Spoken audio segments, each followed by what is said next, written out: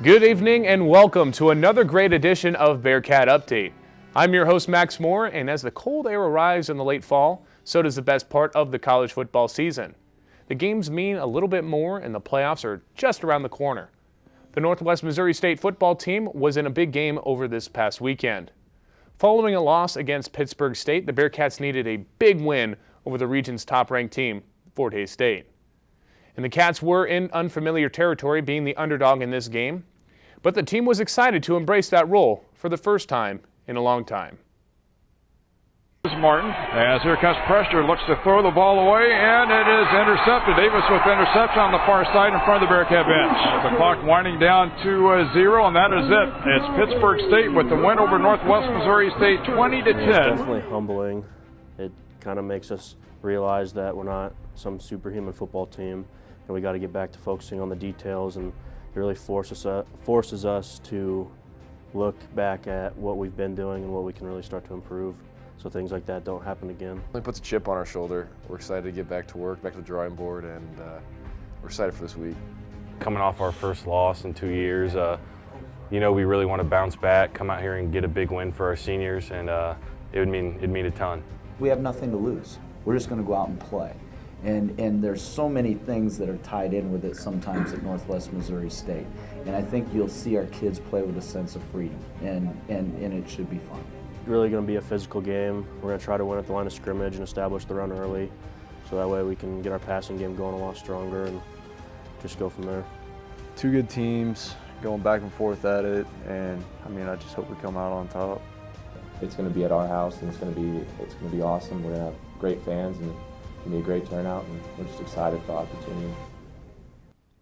And the Fort Hays State Tigers and plenty of their friends made the big trip up to Maryville. And trust me, that is a long trip full of, well, sorry for you Kansans out there, but it's pretty much nothing out there in the middle of Kansas. And we have the highlights for this one, so let's see how the Cats embrace that underdog role. Start things off with Jacob Myers throwing it to Harley Haslett in the third quarter, as Fort Hays is going to take the 13-3 lead as he dives into the end zone. And the Bearcat faithful aren't too happy about that one, but they're going to try and will their team on to try and get something going, as the offense was pretty inept all day with Zach Martin at the helm. And Jonathan Baker came into the game and got things going with Quincy Woods receiving that touchdown after a long drive. And all of Baker's teammates were excited to see him get that opportunity as they embrace him there. And JB is going to have a ball over to Jared Bishop, but that ball would be intercepted by Connor Shadid, and that would do it for the Bearcats as they have one last opportunity, but the Hail Mary would fall up short as the Bearcats will fall to 8-2 on the year as they lose that one 13-12, and Fort Hays State is a perfect 10-0. Jonathan Baker had 111 yards with 1 touchdown, and Jordan Grove had a nice day with 58 receiving yards and 8 total receptions. Fort Hays State is 10-0 on the year. They will win the MIAA championship, and for the first time in a long time, the Bearcats will not clinch a share of the MIAA crown. And Central Missouri is getting close to finishing off a strong season at 7-3. They're just outside of the regional ranking picture, and it would take a lot to happen for them to fall into the top 7, and Washburn, Central Oklahoma, and Pitt State are all there at 6-4. Now, in the upcoming regional rankings, we expect Fort Hays to still be at the top, with University of Indianapolis at the number 2 spot, Ashland at 3, and between Ouachita Baptist and the different Arkansas Tech, they're going to be right there at those spots, and the Bearcats could fit at the number 7 spot, which wouldn't be all that bad considering if they had to go to University of Indianapolis, arguably the weakest 2 seed in the entire country. That could fare well for the Bearcats. And we're going to take a quick break, but when we return, we'll have everybody's favorite segment, Coach's Corner, here on KNWT Channel 8.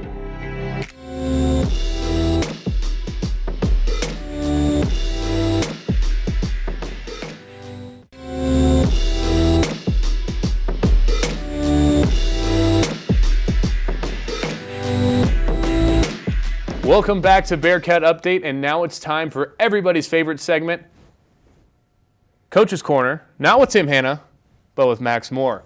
and we are now joined by KXCV KRNW sideline reporter, Kearney Bulldog, former athlete, overall great person, Jenny James. Jenny, how are you doing today? I'm doing great, Max. How are you? I'm doing fantastic. And with being the sideline reporter, you get to be in the middle of all the action. You have lots to see and lots to do. What did you see from the game on Saturday? I saw our guys really play hard. I know coming off of that loss against Pitt, they were pretty shooken up about that. And so obviously it didn't end up the way that we had all hoped that it would. But they fought, and you could really tell that they were putting everything out there that they could. Who has stood out to you so far this season for the Bearcats, either on the offensive side or the defensive side? I'd have to say on the defensive side, definitely Austin Eskew. He's made a big transition from playing tight end to defensive end, and he's one of the leading tacklers on the team, and overall he's had a really good year this year, and expect to see a lot out of him for the rest of the year and next year as well. What really makes that transition tough for one guy to go from the offensive side on tight end to the defensive side, especially when you only have about one spring and one summer to do that? I mean, he was an all-state tight end, I believe, in high school at Lawson, and he played a little bit on the defensive side, but it's a tough transition going from being a playmaker on the offensive side to hitting people now. I mean, you kind of block being a tight end, but you're not chasing down the quarterback every play. So I mean, that would be a tough transition, I think, but you can't even tell. He's made a tremendous transition. Yeah, and he certainly had his impact felt on that Bearcat defense, which ranks #1 in the country in almost every single statistical category you can think of. And so now they've lost 2 straight, but they go and take on Missouri Western, who's struggling again this year. Their starting running back was dismissed from the team, just put it that way.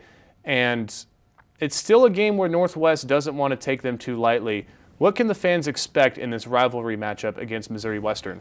I think they can expect the Bearcats to come out strong, especially after this 2-game losing streak. They don't want another loss. Nobody does. And so you can expect the Bearcats to come out with a lot of fire and intensity, especially against Western. It's a big rivalry game. Pitt didn't go the way we had hoped, so I think that they're going to come out really strong. Is there anything in particular you think they will do against Missouri Western that'll make them appear a lot stronger than they did the past few weeks? I think the offensive side, things are going to change a little bit. We saw kind of that happen this last game against Fort, but I think offense is going to work through some new stuff this week at practice, and I think we might see a little bit of change there on Saturday. But I mean, defense is still showing up week after week, and they're staying strong week after week, so I would say maybe see a change on the offensive side. Yeah, and anytime an offense struggles, you might see some changes, and we saw against Fort Hays there certainly has been changes at the quarterback position, and we'll see how that goes. And I wanted to bring up, you played a lot of sports in high school down at Kearney High School. What all did you play? I ran track, I played volleyball, and I also played basketball. What were your track events? I was mostly a sprinter. I did not do long distance, so mainly the 100 dash, 200 dash. I was on the relay teams, and then I also did long jump. Yeah, a lot of events that I wouldn't have been able to do on track. I was just a thrower. I was that guy eating food in between track events. So, you were much more the athlete than I was. What was your favorite sport to play? Definitely volleyball.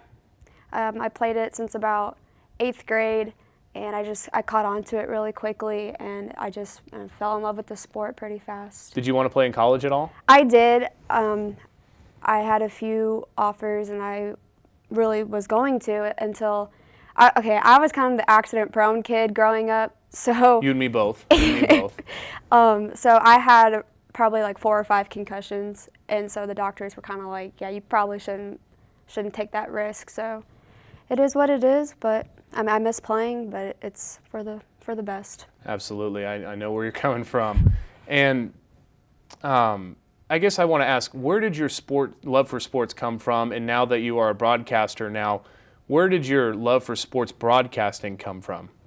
So I grew up in a pretty sports-dominant household. My dad was a football coach.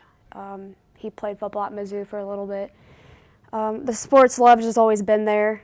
I grew up around it my whole life, and I wasn't a typical girl. I grew up going to football practices, waiting for dad after football practices, taking players home after practices, and so I grew up watching SportsCenter, watching ESPN. And I just fell in love at an early age, and just watching that, I was like, I want to do that someday. I want to interact with the players. I want to interact with the coaches. I want to be involved with the sports as much as I can. And so started doing broadcasting stuff in high school and just really fell in love with it.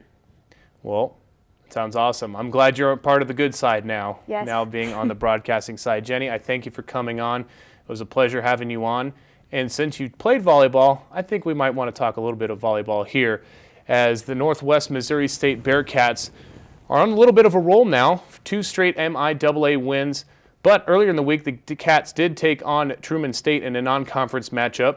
But again, they did find their stride over the past 2 games, and they were able to take their matchups against Southwest Baptist on Friday, winning 3-0, and they followed that performance with a 3-2 win over the Lions of Missouri Southern State. And we're going to take another break, but stay tuned for more here on Bearcat Update.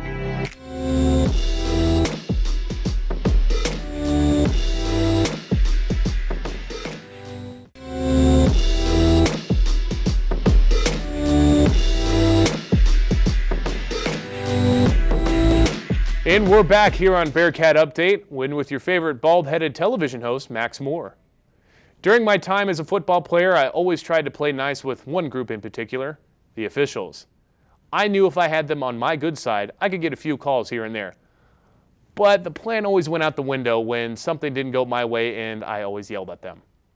Officials always have a tough job on the field, and having to deal with some punk 19-year-old kid like me yelling at them didn't help.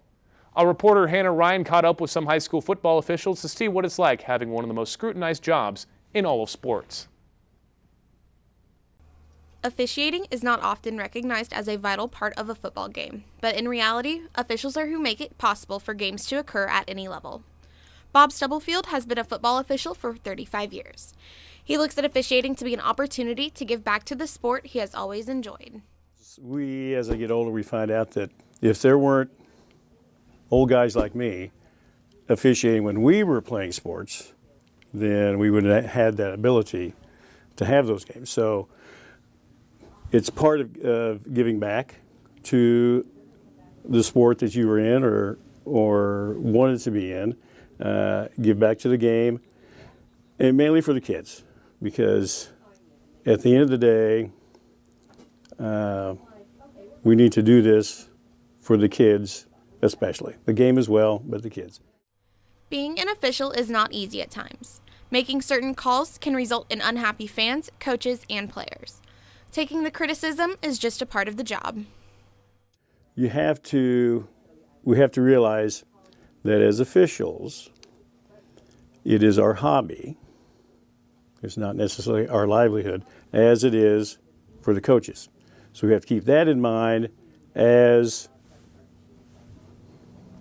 you're getting chewed on or you're getting yelled at by them, the players, or even the fans. We have to keep in perspective that it is a game, and it is, in my 35 years, it is, again, I don't like to say worse, but you have to have a little thicker skin now than 25, 30 years ago when we started. I think that's just the way maybe society is, but that is part of the game. Not only have the fans and coaches began taking the game more seriously in recent years, rules and regulations have also changed, becoming more strict to take safety precautions. The officials on Friday nights are in charge of being sure the players on the field remain safe during each down of football. The job of officiating may not seem desirable, but being a part of allowing these games to continue is what makes it worth it. For Bearcat Update, I'm Hannah Ryan. Thanks, Hannah. Maryville High School was looking for redemption on Friday as they took on the Chillicothe Hornets in a rematch from Week 3 where the Spoofhounds fell by a score of 24-0. And we got the highlights of the action here, so let's see how the rematch went. In the Class 3 District 8 Championship, Chillicothe hosts the Spoofhounds and Maryville is looking for their sixth straight district title. In Chili's first drive, the big man Josh Kelly powers his way into the end zone. Hornets up 6-0. After a Will Walker interception, Chili finds himself on the goal line again, and this time Cade Coley finds the red turf. Hornets out in front 12-0. Maryville's offense found its feet in the second quarter. Brady Atwell takes a jet sweep, finds the edge, breaks a tackle, into the end zone, Hounds down by just 6. Later in the quarter, the Spoof Hounds trying to score before the break. Walker back to pass to the end zone, touchdown Maryville.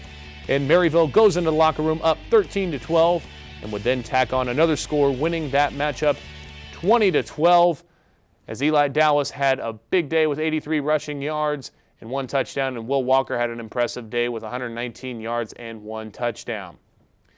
And to see what's going on upcoming in the Misha Class 3 playoffs, McClure South Berkeley will take on Blair Oaks, and they will face the winner of Center High School and Maryville. That matchup will be here in Maryville at the Hound Pound. In November marks the beginning of high school football playoffs, but it also marks the beginning of high school basketball season. The Maryville High School basketball team started its preseason, and our reporter Boston Schneider caught up with the team to see how that preseason is going. Basketball season is right around the corner, and Spoofhound coach Matt Steckline has been hard at work preparing his players for the upcoming season. Well, every year we try to have that same philosophy. Come in, you're ready to go, you're ready to play, and you're going to compete, and you're going to go as hard as you can. Every year, though, you have a different group of kids, and so some of them, they just bring it a little bit more. So our goal every year is to try to make sure that the kids that we have try to bring as best they can, and always try to raise that level up as best they can. Steckline gets the most out of his players that are there, but must go without a few key players that annually make a deep playoff football run. We have all these practices scripted out. This is what we want to cover, and then we kind of have to start all over. So these kids are getting it, and then when the football players come back, we do have to start all over, and that's tough to have to deal with that. But on the flip side, if the football team's pretty good, and then the basketball team usually correlates because you're getting some pretty good athletes from the football team. The team hopes to build success on last year's 23-win season despite the departure of a strong senior class. We want to win conference champions, district champs, and we kind of want to follow that same route we did last year. We really think we can get a 21 season again, but we have basically some of the same expectations as we did last year. Steckline and other members of the coaching staff also instill values in players that go beyond the court. BTD, be the difference. It means a lot of things. In the classroom, do your work and be that student that, that does their stuff, and that other kids look at, hey, he's doing his work, I'll do my work. Also, it's just, don't put people down, lift them up. Every time you have an interchange with somebody, make sure they feel a little bit better about themselves. Here on the basketball court, be the difference. We want energy. We want you to be energetic. We want you loud and clapping and encouraging. So it may just start with one person, making sure that they're the difference to help everybody else. For Bearcat Update, I'm Boston Schneider. Thanks, Boston. And we're going to take one more break, but stay tuned. We have plenty more here on Bearcat Update.